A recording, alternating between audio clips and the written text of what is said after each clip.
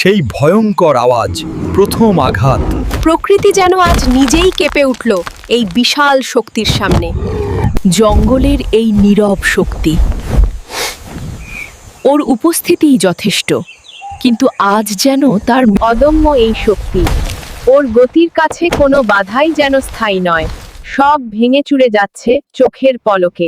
ক্রোধের এই ভাষা, ওর আওয়াজ যেন গোটা জঙ্গলকে সতর্ক করে দিচ্ছে। এ এক অপ্রতিরোধ্য ক্ষমতা। মানুষের সামান্য নির্মাণ এই শক্তির কাছে কিছুই নয়। প্রকৃতির এই বিশাল শক্তিকে শ্রদ্ধা জানাতেই হবে। এই সুর শুধু জল তোলার জন্য নয়, এ হলো তার আসল অস্ত্র। এর ক্ষমতাই ওর পরিচয়।